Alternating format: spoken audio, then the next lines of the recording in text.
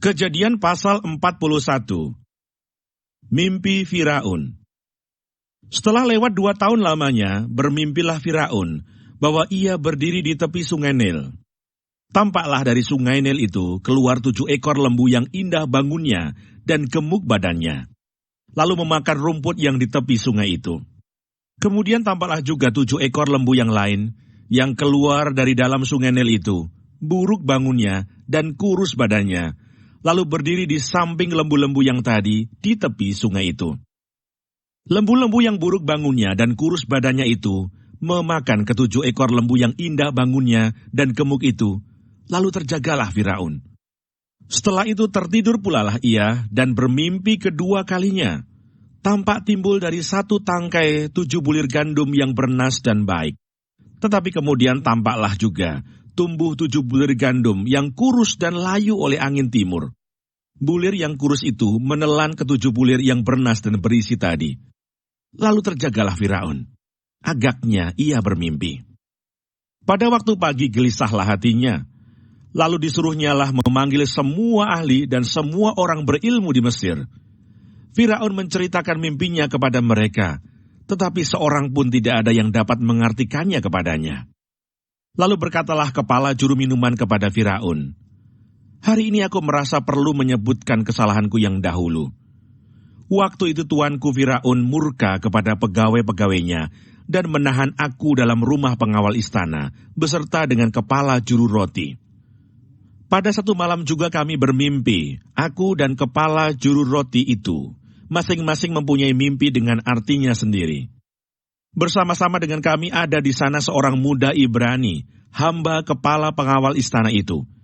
Kami menceritakan mimpi kami kepadanya, lalu diartikannya kepada kami, mimpi kami masing-masing. Dan seperti yang diartikannya itu kepada kami, demikianlah pula terjadi. Aku dikembalikan ke dalam pangkatku, dan kepala juru roti itu digantung." Kemudian Firaun menyuruh memanggil Yusuf. Segeralah ia dikeluarkan dari tutupan, ia bercukur dan berganti pakaian, lalu pergi menghadap Firaun. Berkatalah Firaun kepada Yusuf, "Aku telah bermimpi, dan seorang pun tidak ada yang dapat mengartikannya. Tetapi telah kudengar tentang engkau. Hanya dengan mendengar mimpi saja, engkau dapat mengartikannya."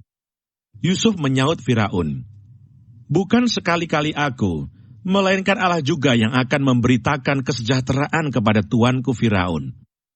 Lalu berkatalah Firaun kepada Yusuf, "Dalam mimpiku itu, aku berdiri di tepi sungai Nil. Lalu tampaklah dari sungai Nil itu keluar 7 ekor lembu yang gemuk badannya dan indah bentuknya, dan makan rumput yang di tepi sungai itu.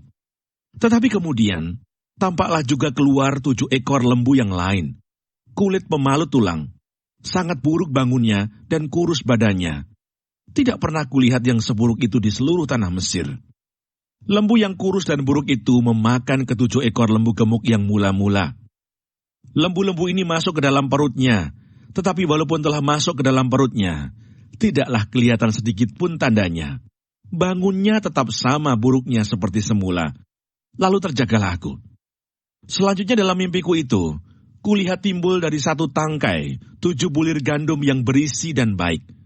Tetapi kemudian tampaklah juga tumbuh 7 bulir yang kering, kurus dan layu oleh angin timur. Bulir yang kurus itu memakan ke-7 bulir yang baik tadi.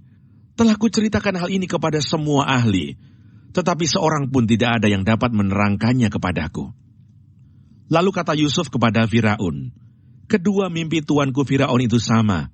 Allah telah memberitahukan kepada tuanku Firaun apa yang hendak dilakukannya. Ke-7 ekor lembu yang baik itu ialah 7 tahun, dan ke-7 bulir gandum yang baik itu ialah 7 tahun juga. Kedua mimpi itu sama.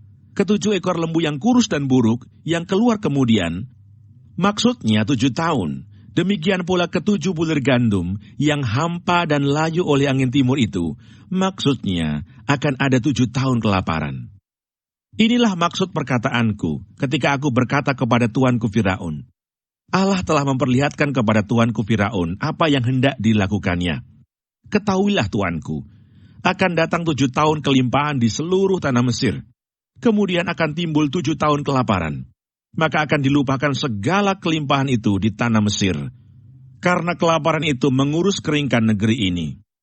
Sesudah itu akan tidak kelihatan lagi bekas-bekas kelimpahan di negeri ini karena kelaparan itu, sebab sangat hebatnya kelaparan itu.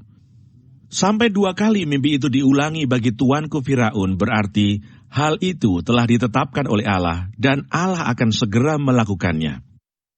Oleh sebab itu, baiklah tuanku Firaun mencari seorang yang berakal budi dan bijaksana dan mengangkatnya menjadi kuasa atas tanah Mesir. Baiklah juga tuanku Firaun berbuat begini, yakni menempatkan penilik-penilik atas negeri ini dan dalam ke-7 tahun kelimpahan itu memungut 1/5 dari hasil tanah Mesir. Mereka harus mengumpulkan segala bahan makanan dalam tahun-tahun baik yang akan datang ini, dan di bawah kuasa tuanku Firaun, menimbun gandum di kota-kota sebagai bahan makanan, serta menyimpannya. Demikianlah segala bahan makanan itu menjadi persediaan untuk negeri ini dalam ke-7 tahun kelaparan yang akan terjadi di tanah Mesir, supaya negeri ini jangan binasa karena kelaparan itu.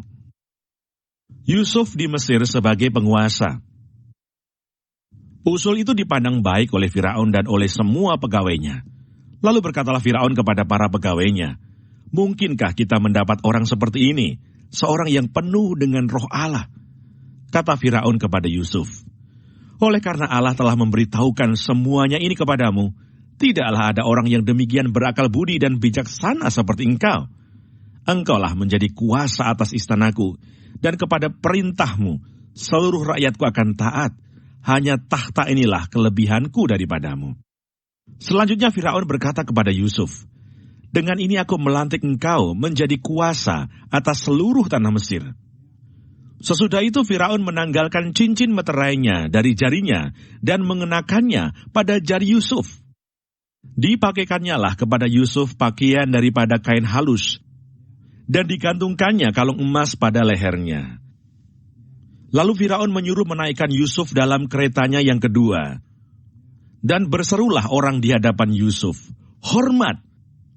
Demikianlah Yusuf dilantik oleh Firaun menjadi kuasa atas seluruh tanah Mesir. Berkatalah Firaun kepada Yusuf, "Akulah Firaun, tetapi dengan tidak setahumu, seorang pun tidak boleh bergerak di seluruh tanah Mesir." Lalu Firaun menamai Yusuf Safnat Paaneah, serta memberikan Asnat, anak Potifera, imam di On, kepadanya menjadi istrinya. Demikianlah Yusuf muncul sebagai kuasa atas seluruh tanah Mesir. Yusuf berumur 30 tahun ketika ia menghadap Firaun, raja Mesir itu. Maka pergilah Yusuf dari depan Firaun, lalu dikelilinginya seluruh tanah Mesir.